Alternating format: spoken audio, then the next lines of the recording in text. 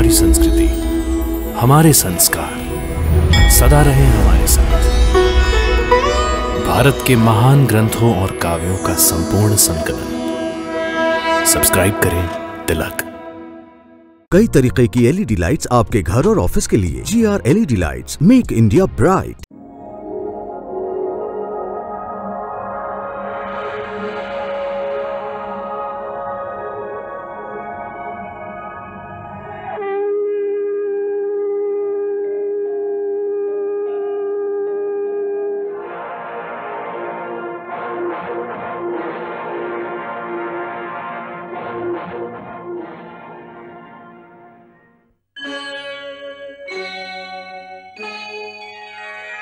कृष्णा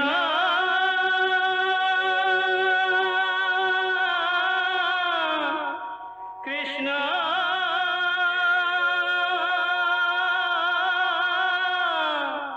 हरे कृष्णा हरे हरे।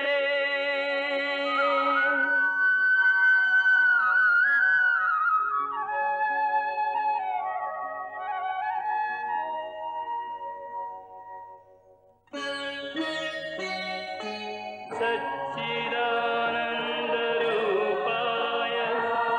विश्वोत्पत्त्यादिहेतवे तापत्रयविनाशाय श्रीकृष्णाय वयं नमः।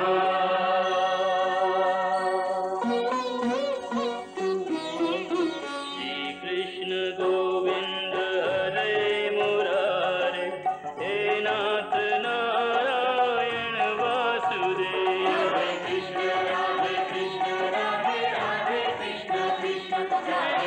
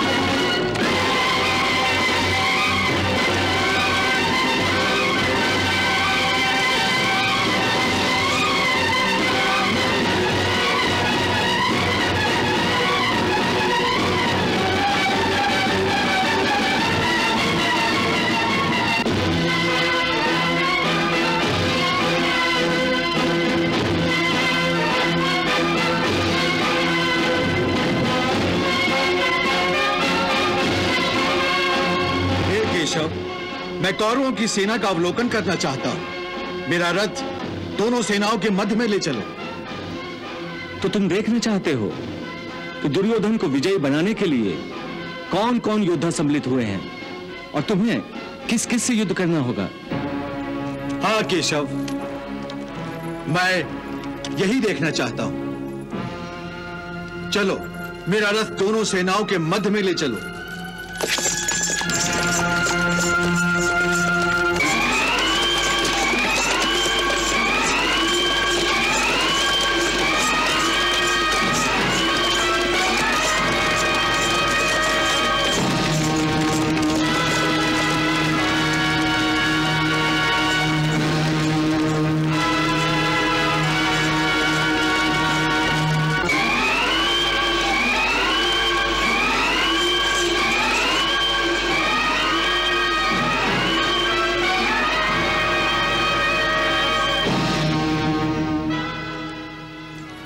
अर्जुन, तुम्हारी इच्छा के अनुसार मैं तुम्हारा ये रथ दोनों सेनाओं के मध्य में ले आया हूं।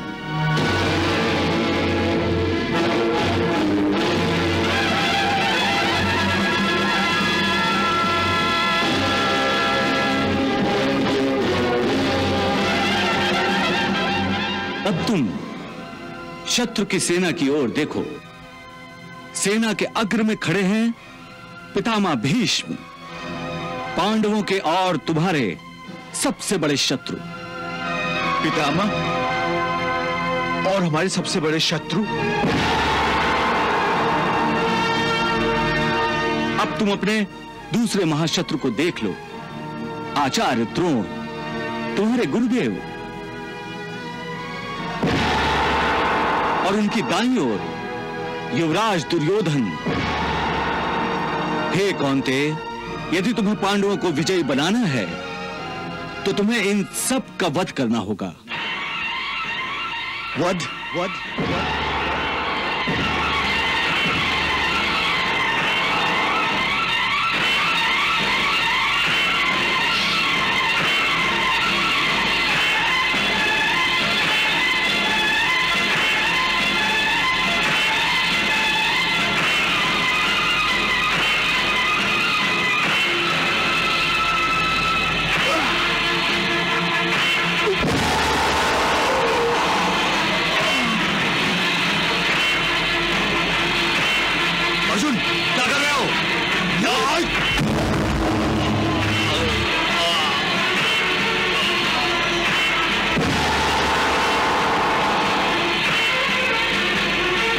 अर्जुन, अर्जुन, अर्जुन!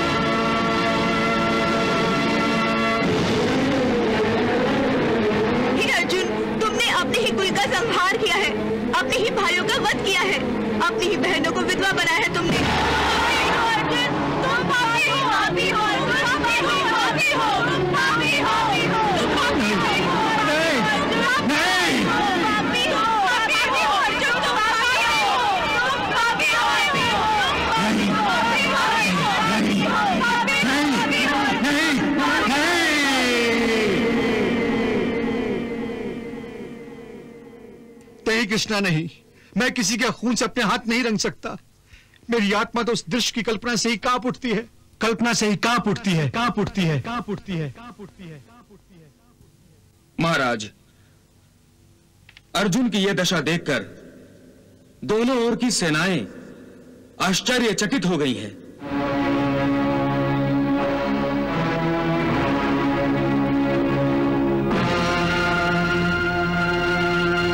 पक्ष की सेनाएं खुश होकर जय घोष कर रही हैं।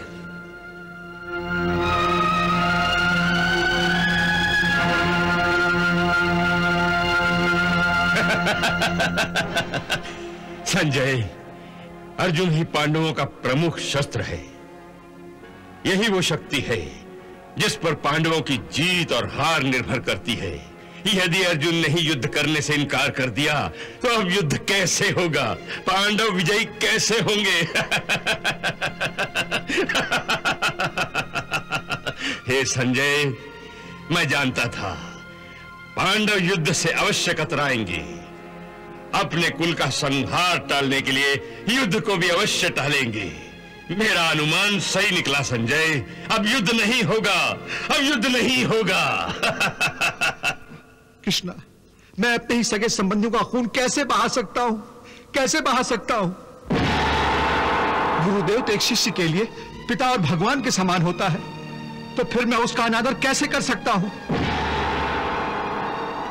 जिस गुरुदेव ने मुझे धनुर्विद्या दी, तीर चलाना सिखाया, उन्हीं की दी हुई धनुर्विद्या का दुरुपयोग करते हुए मैं उसी आदरणीय शरीर पर तीरों की वर्षा करूं? उन्हीं के सीने को छलनी करूं? मैं इतना ओछा और गिरा हुआ मनुष्य नहीं, इतना ओछा और गिरा हुआ मनुष्य नहीं हूं।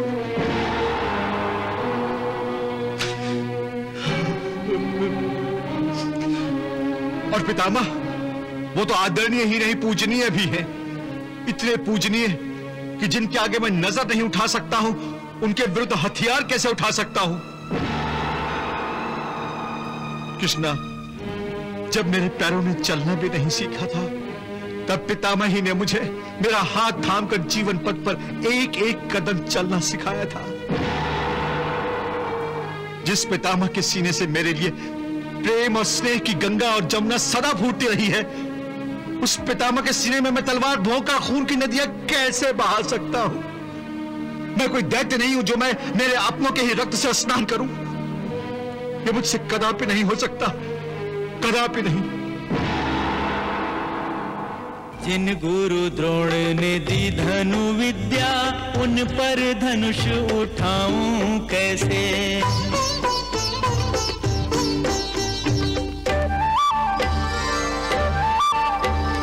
पूजन योग्य जो भीष्म पितामह, उन पर बाण चलाऊं कैसे?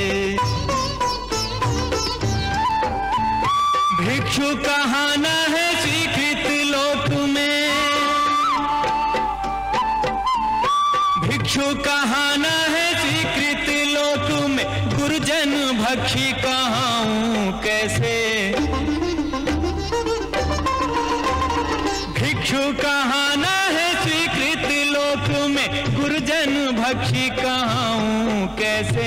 रुधिर सने भोगों के लिए अपनों का रुधिर बहाऊं कैसे? रुधिर सने भोगों के लिए अपनों का रुधिर बहाऊं कैसे?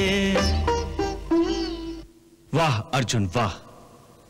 लगता है उर्वशी के श्राप का प्रभाव तुम पर अब भी शेष है। तुम अब भी नपुंसक की भांति बोल रहे हो। तुम युद्ध भूमि के बीच खड़े होकर जो भाषा बोल रहे हो, वो किसी योद्धा की भाषा नहीं। आज जिन्हें अपना कहते कहते तुम्हारी जिह्वा थकी नहीं, जिनके लिए तुम्हारे मन में प्रेम, स्नेह और आदर की गंगा बह रही है, याद रखो, ये वही लोग हैं जो 13 वर्षों पहले द्यूत सभा में तुम्हारी पत्नी द्रौपदी के निवृत्त होने का तमाशा चुपचाप देखते रहे थे। मेरी लाज को लूटने वाले इन अधर्मियों के साथ न जाने कौन सा धर्म निभा रहे हैं। क्या अपना मुंह सील कर बैठ गए हैं ये? परंतु बाकी सभासदों को क्या हो गया है? पितामह आप बोलिए।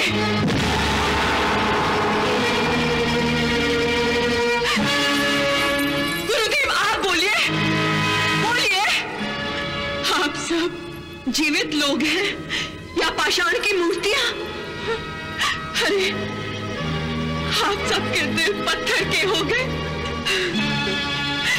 मैं पूछती हूँ, इस भरी सभा में गुरु, धर्म गुरु, ज्येष्ठ, कुल ज्येष्ठ, क्या इनमें से किसी एक के शरीर में भी जीवित आत्मा नहीं है जो इस अमानवीय अत्याचार के विरुद्ध दो शब्द ही बोलते?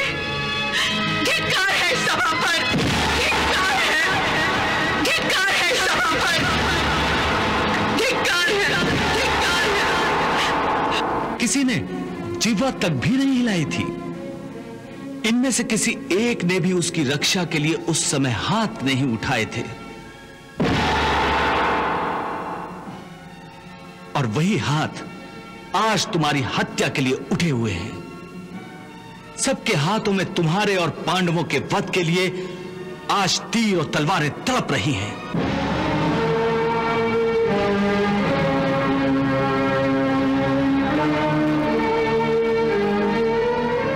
क्या यही तुम्हारे अपने हैं जिनके लिए तुम प्रेम और आदर की भाषा बोल रहे हो?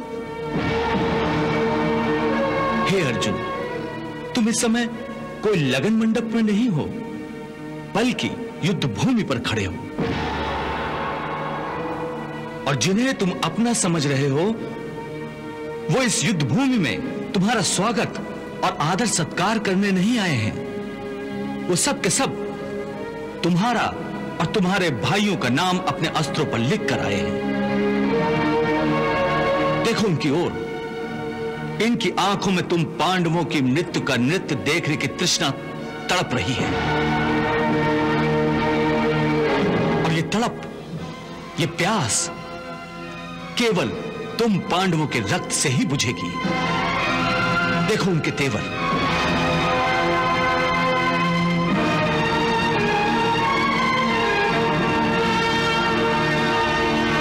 देखो ये विषैले बाण किस किस को अपना निशाना बनाने के लिए उत्सुक हैं। अगर ये तुम्हारे अपने हैं, तो फिर ये तुम्हारे कौन हैं? पराये हैं? शत्रु हैं?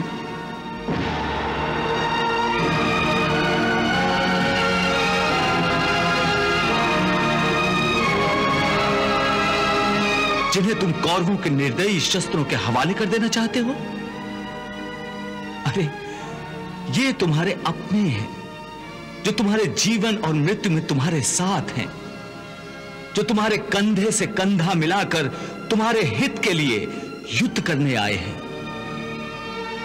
हे अर्जुन, इस समय ये सब तुम्हारी गांडीव की टड़कार सुनने के लिए उत्सुक है।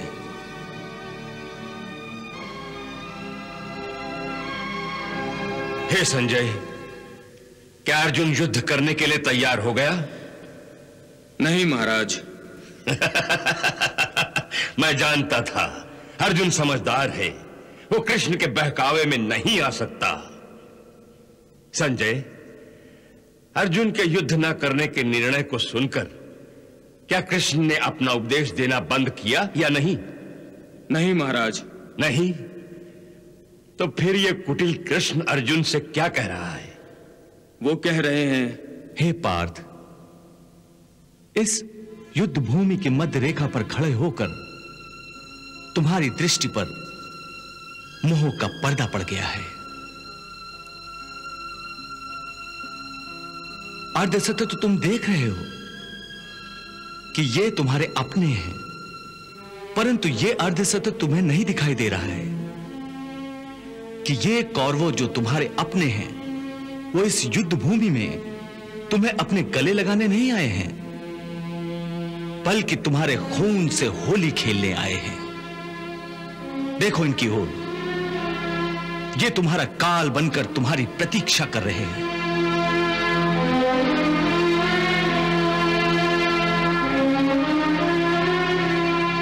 ये सब जिन्हें तुम अपना कह रहे हो, ये कौरवों एक बात निश्चित रूप से जानते हैं कि यदि उन्हें इस युद्ध में विजय प्राप्त करनी है, तो उस महापराक्रमी को अपने रास्ते से हटाना होगा जिसका नाम अर्जुन है। पार्थ, तुम इन्हें अपना समझते हो, इसलिए तुम इन्हें मौत के घाट नहीं उतारना चाहते, परंतु यदि तुम इन्हें मौत के घाट नहीं उतारोगे, तो ये अवश्य ही तुम सबको मौत के घाट उतार देंगे। हे मधुसूदन, यदि वो मुझे मारना चाहते हैं तो मार दे, मुझे इसकी कोई चिंता नहीं, परंतु मैं अपनों को ही मारकर पाप कैसे कर सकता हूं? यदि वो लोग लोभ से भ्रष्ट चित्त होकर अपने ही कुल के नाश से होने वाले दोषों और पापों को नहीं देख सकते, तो क्या हुआ? परंतु हम तो इस युद्ध के फल स्वरूप होने वाले विनाश और विनाश से उत्पन्न दोषों को देख सकते हैं, उस पर विचार कर सकते हैं। हे केशव, तुम तो जानते हो कि कुल धर्म नाश होने से सनातन कुल धर्म का नाश हो जाता है, और धर्म के नाश हो जाने से संपूर्ण कुल में पाप उसी प्रकार फैल जाता है जैसे कोई प्राणघातक रोग मनुष्य के शरीर में फैल जाता है। और उस फैले हुए पाप के कारण उस कुल की स्त्रियां दूषित हो जाती हैं, और स्त्रियों के दूषित हो जाने से वर्ण संकर संतानें उत्पन्न होती हैं, और वर्ण संकर के पाप के कारण सारा कुल का कुल नरक का अधिकारी बन जाता है। इतना ही नहीं, उनके पितरों को भी अधोगति प्राप्त होती है। कुलक्षये प्रणश्यन्ति कुलक धर्मा सनातना धर्मे नष्टे कुलम कृतस्सनम अधर्मो अभिभवत्युत अधर्मा अभिभवात् कृष्ण प्रदुष्यन्ति कुल स्त्रिय स्त्रीषु दुष्टासु वाषणे चायते वर्ण संकर। ये सब जानते हुए भी मैं युद्ध करूं, ये कैसे हो सकता है? मैं कुल घाती होने का पाप स्वयं अपने हाथों अपने माथे पर कैसे लिखूं?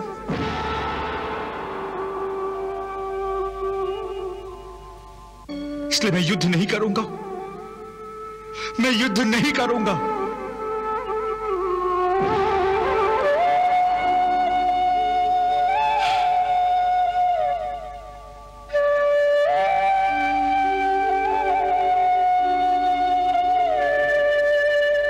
क्या अर्जुन ने अपना धनुष नीचे रख दिया?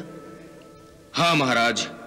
संजय, यही अवसर है, सुनहरा अवसर, क्योंकि अर्जुन ने अपना गांडीव धनुष नीचे रख दिया है और कृष्ण तो पहले से निशस्त्र है। ऐसे में यदि पितामह ने पांडवों की सेना पर आक्रमण कर दिया तो फिर कौरवों की विजय निश्चित होगी, क्योंकि अर्जुन के बिना पांडवों की सेना एक शस्त्रहीन सेना के समान है, और एक शस्त्रहीन सेना को हराना कोई कठिन कार्य नहीं होता। और फिर पांडवों को इंद्रप्रस्थ तो क्या 5 गांव देने की भी आवश्यकता नहीं होगी, और फिर मेरा प्रिय पुत्र दुर्योधन संपूर्ण भारतवर्ष का सम्राट होगा। संपूर्ण भारतवर्ष का सम्राट। क्षमा करें महाराज, यह आप कैसी अनुचित बातें कर रहे हैं? एक क्षत्रिय महाराज को ऐसी अधर्म और अन्याय की बातें शोभा नहीं देती। आपकी बातें युद्ध के नियमों के विरुद्ध है महाराज। एक निशस्त्र योद्धा और उसकी सेना पर वार नहीं किया जाता। फिर भी कौरव अधर्म का मार्ग अपनाएंगे, इस शंका के कारण वासुदेव श्री कृष्ण ने उपदेश देने से पहले अपनी दैवीय शक्ति द्वारा कुरुक्षेत्र पर समय की गति को रोक दिया है। रणभूमि में कौरवों पांडवों के वीर महावीर और सेनाएं पत्थर की मूर्तियों की भांति अचल खड़ी हैं।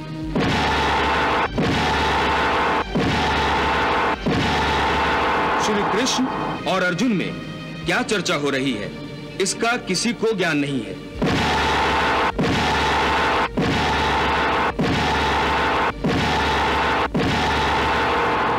क्योंकि समय भी श्री कृष्ण के श्री मुंह से निकलने वाले हर शब्द को सुनने के लिए कुरुक्षेत्र में जैसे थम गया है।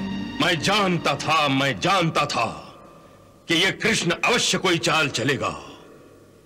संजय, मुझसे बहुत बड़ी भूल हो गई। यदि मैंने उस दिन कृष्ण को बंदी बनाने में दुर्योधन का साथ दिया होता तो आज ये दिन देखना नहीं पड़ता। तथा हे जनार्दन, जिन प्राणियों के कुल धर्म नष्ट हो गए हैं उन मनुष्यों का अनंत काल तक नरक में वास होता है। इससे तो अच्छा है कि मैं कमंडल लेकर घर घर भिक्षा मांगता फिरूं। वाह अर्जुन, कितने सुंदर विचार हैं। मैं युद्ध नहीं करूंगा, मैं भिक्षा मांग लूंगा। हे अर्जुन, यह बात कोई वीर नहीं, केवल एक कायर कर सकता है। क्या तुम अपनी कायरता का प्रदर्शन करने के लिए इस युद्ध भूमि पर आए थे? क्या इसीलिए तुमने भगवान शिव से पाशुपतास्त्र ग्रहण किया था?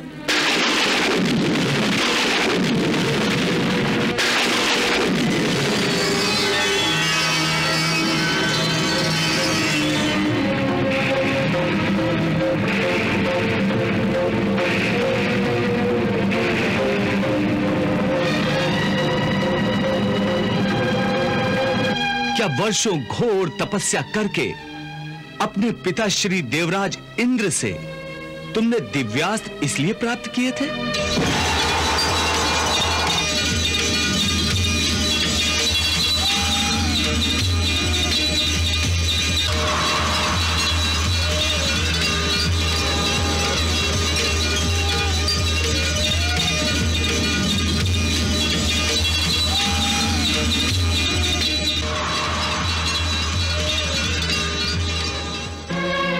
क्या तुम्हें अपनी माता कुंती का अंतिम संदेश याद नहीं कि जब भी मेरे सम्मुख आओ तो विजयी बनकर आओ और अपने माथे पर कौरवों के रक्त से विजय तिलक लगा कर आओ?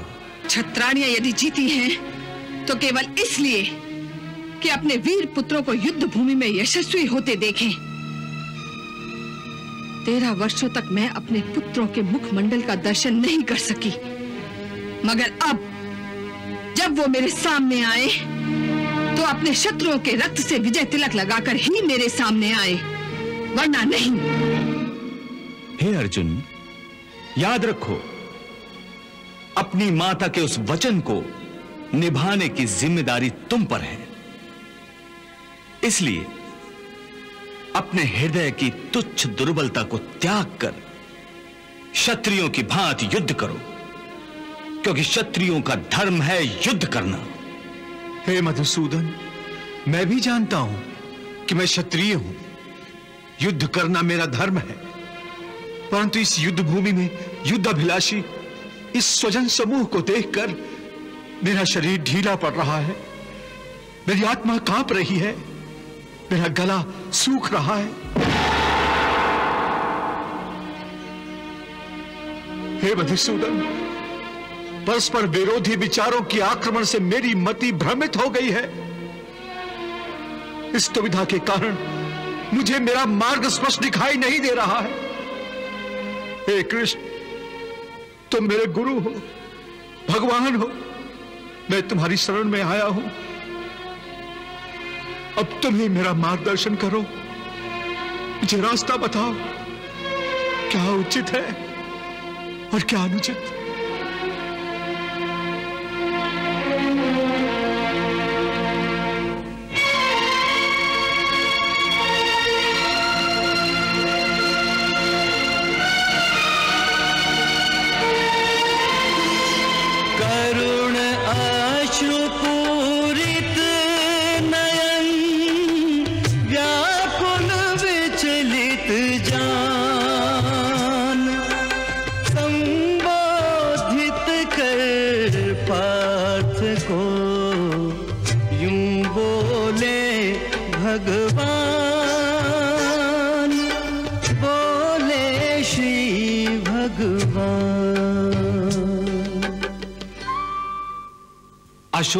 अशोच्यानन्वशोचस्त्वं प्रज्ञावादांश भाषसे गतासून गतासूंश्च नानुशोच्यन्ति पंडिताः। शोक के योग्य नहीं उनमें कोई, जिनके शोक में तू अकुलाए।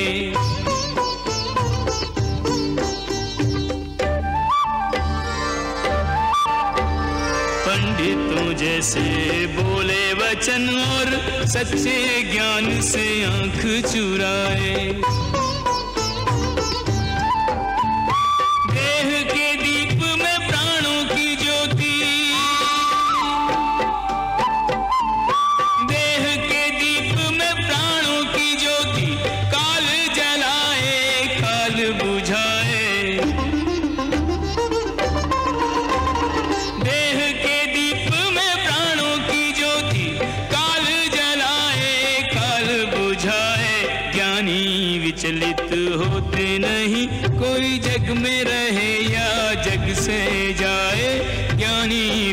रहित होते नहीं, कोई जग में रहे या जग से जाए।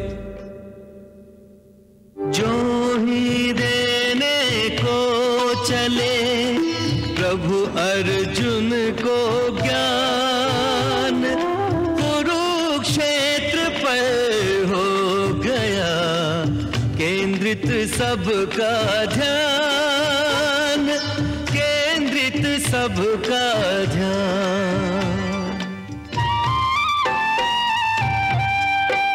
ब्रह्मा जागे नारद चौंके, त्रिभुवन में कौतूहल जागा।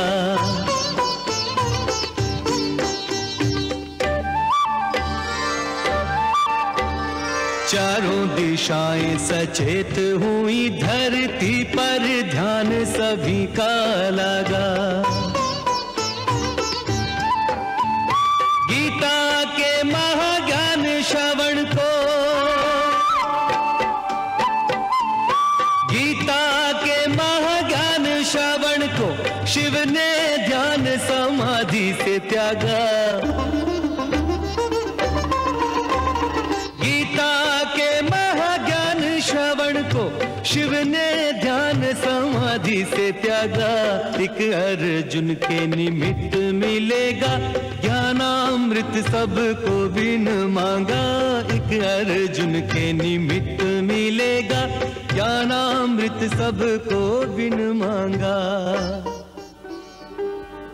प्रणाम भगवान। बैठो देवी पार्वती। क्या बात है प्रभु, आपने अपनी समाधि अधूरी छोड़ दी है?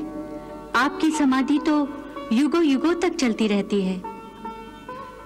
देवी पार्वती, धरती लोक पर इस समय एक दिव्य घटना होने जा रही है। प्रभु, ऐसी कौन सी दिव्य घटना घटने जा रही है जो आपने अपनी तपस्या अधूरी छोड़ दी?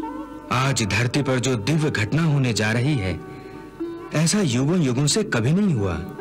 भगवान श्री कृष्ण अपने मानव अवतार में आज जो ब्रह्म ज्ञान देने जा रहे हैं, वो कभी अनादिकाल में उन्होंने सूर्य देवता को दिया था। उस ज्ञान को स्वयं उन्हीं के श्रीमुख से फिर सुनने का अवसर मैं खो नहीं सकता। मैं तो क्या, समस्त देवी देवता इस समय सावधान हो गए हैं। आकाश से पाताल तक सृष्टि जैसे थम गई है, जैसे काल की गति भी रुक गई है।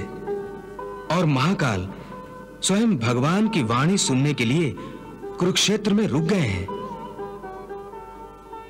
और वो देखो, ब्रह्मज्ञानी ब्रह्मा जी भी अपने ज्ञान धन को बढ़ाने के लिए कैसे उत्सुकता से भगवान श्री कृष्ण की अमृत वाणी को सुन रहे हैं। और वो देखो, देवर्षि नारद मुनि भी उस अमृत वाणी के रस में ऐसे खो गए हैं कि इस समय नारायण नारायण का जाप भी भुलाकर ज्ञान रत्नों को समेट रहे हैं।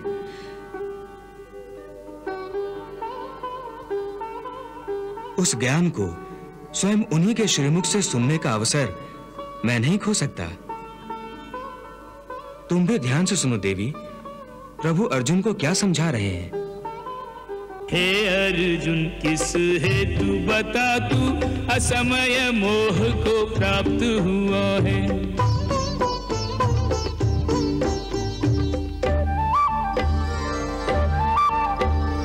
वीरोचित है न आर्योचित जो शोक तेरे मन व्याप्त हुआ है। स्वर्ग मिलेगा न कीर्ति बढ़ेगी, स्वर्ग मिलेगा न कीर्ति बढ़ेगी, क्या यह बोध समाप्त हुआ है। स्वर्ग मिलेगा न कीर्ति बढ़ेगी, क्या यह बोध समाप्त हुआ है।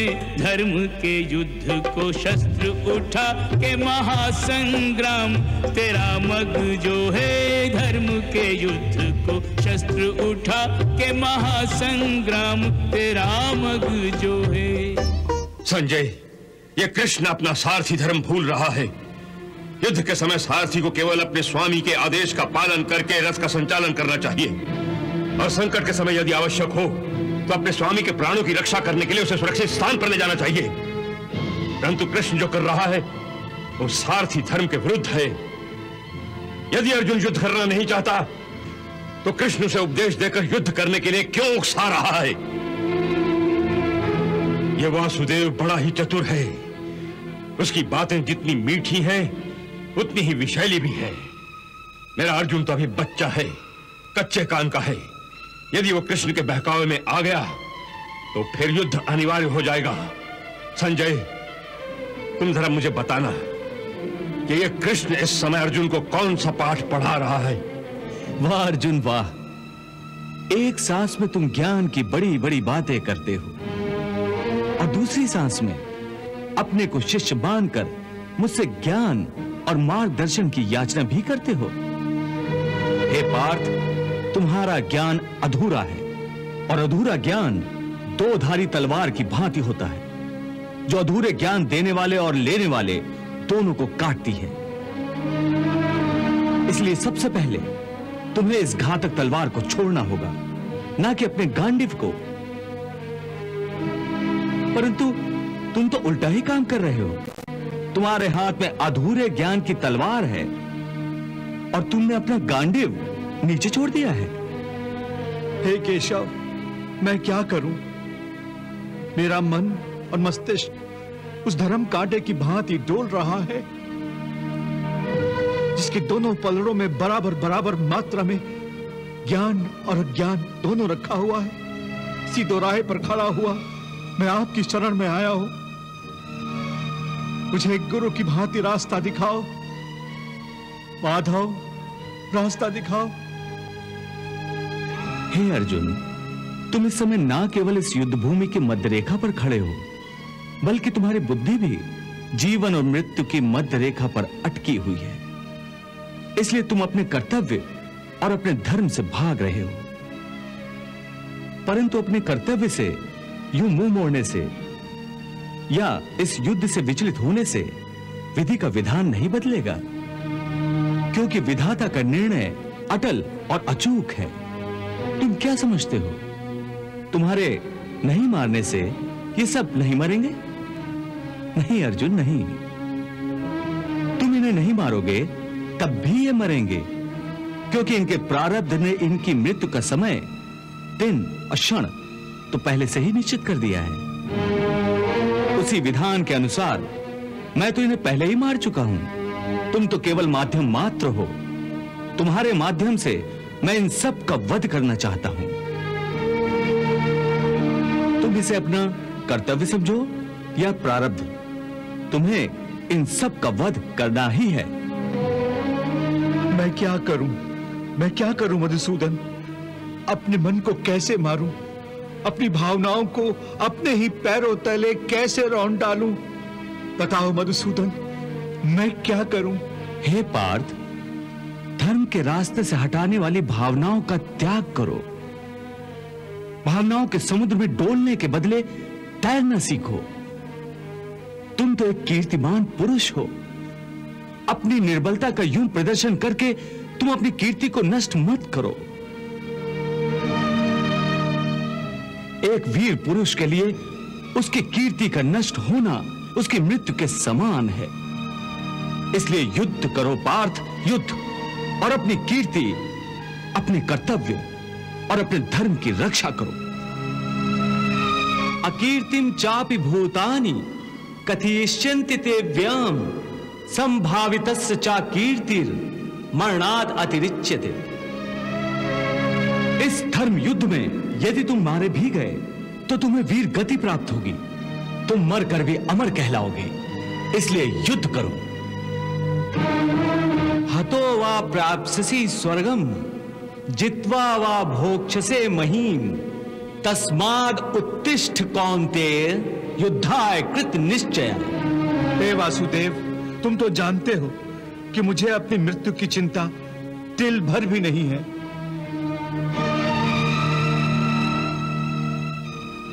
हे अर्जुन, मैं जानता हूं तुम इस धर्म युद्ध में अपने प्राणों की आहुति देने से जरा भी नहीं घबराते।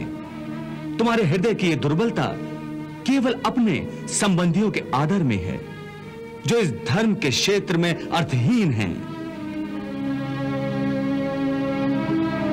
तुम्हें अपने संबंधियों की मृत्यु की चिंता है, परंतु तुम्हारा यह विचार तुम्हारे अज्ञान का खुला प्रतीक है। तुम ठीक कह रहे हो केशव। इस समय मेरी बुद्धि अज्ञान के अंधकार में डूबी जा रही है। धर्म क्या है, अधर्म क्या है, मुझे इसका ज्ञान नहीं रहा। मैं कर्म के एक ऐसे दोराहे पर खड़ा हूं जहां से ये पता नहीं चल रहा कि धर्म का मार्ग कौन सा है और अधर्म का मार्ग कौन सा। मुझे अज्ञान के इस अंधकार से निकलने का रास्ता दिखाओ केशव, रास्ता दिखाओ। हे पार्थ, मैं तुम्हें इसी अज्ञान के अंधकार से निकालना चाहता हूं। इस अंधेरे में अंधों की भांति हाथ पैर मारने के बदले अपनी दूर दृष्टि को एक दिशा दो और देखो इस सृष्टि की ओर। इस सृष्टि में जो जन्म लेता है वो निश्चित रूप से मृत्यु के अधीन हो जाता है। इसका अर्थ यह है कि इस मृत्युलोक का हर प्राणी, चाहे वो मनुष्य हो, पशु हो, पक्षी हो या फिर पेड़ पौधा हो, हर सांस लेने वाला प्राणी अपने जन्म के साथ अपनी मृत्यु को भी लेकर आता है। हर प्राणी को एक ना एक दिन निश्चित क्षण पर मरना अर्थात अपना शरीर त्यागना ही पड़ता है। इसलिए तुम उनके मरने की चिंता छोड़कर अपना कर्तव्य समझकर युद्ध करो। जातस्य हि ध्रुवो मृत्युर ध्रुवम जन्म मृतस्य च तस्माद् अपरिहार्य अर्थे न त्वं सोचितुम अर्हसि।